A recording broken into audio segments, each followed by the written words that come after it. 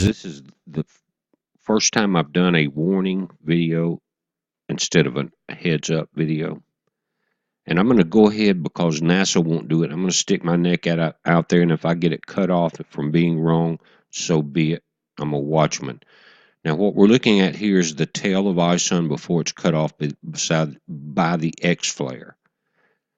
Now, it's as wide as the outer head of that comet, and at that time it was 250,000 kilometers wide. Here, when the tail gets stripped back, we've got about a debris trail that's about 5 times as wide.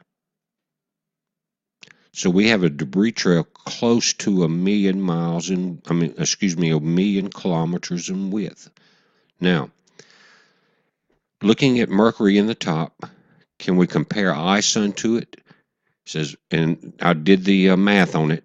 Mercury is 22 million miles closer to this camera than Ison is. Okay, that means Ison is 46 million miles away from the camera we're looking at. Now I'm putting a warning out here.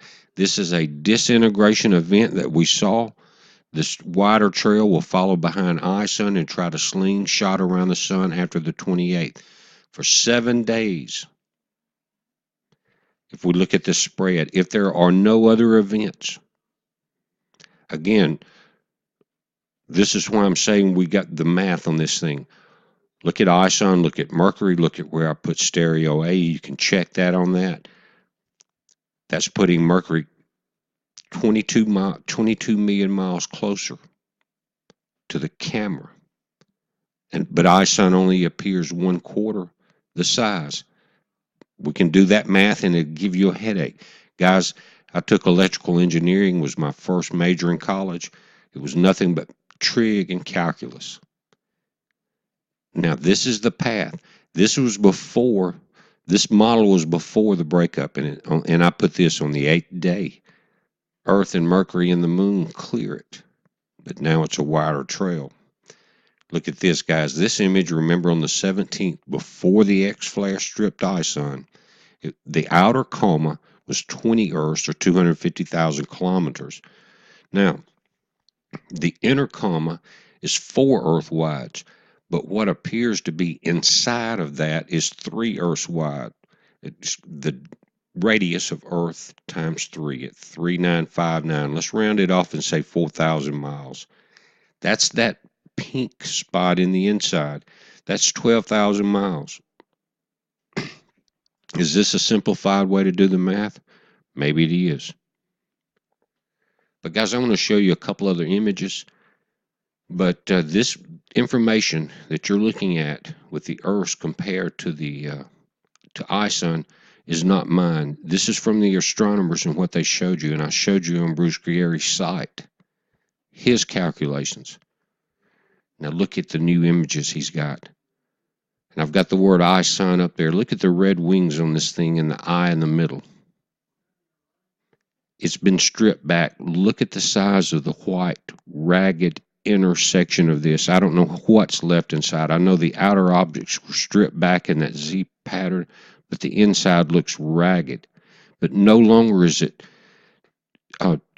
again, compare that inner white section to 3 Earths distance or width.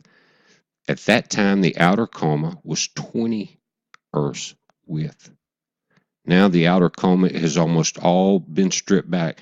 Also, guys, if you look at the X-ray flux out of Boulder, it's pretty calm. And why would that be happening? I've been saying that as Ison got closer, the X flares would increase. But when that X flare caught it on the 19th, it stripped the electrons and protons and the charge away from it. Will it have, and so now we don't have that difference in potential, if you understand electronics, between the plus and the minus. It's not there because Ison was weakened. Now we've got, today's the 22nd, we've got 6 days to perihelion. We're close to the 23rd. Will it have enough time, if another X flare does not occur, to rebuild the strength to start some more solar activity? In other words, say today's the 22nd, say 2 more days from today, the 24th or the 25th, this thing has built back up a huge outer coma, a huge tail. The electrical discharge occurs again, and these magnetic flares start popping off. Guys, the next video I'm going to do is something that I'm preparing myself for in order to communicate in a complete grid blackout. This is a heads up. You guys be safe.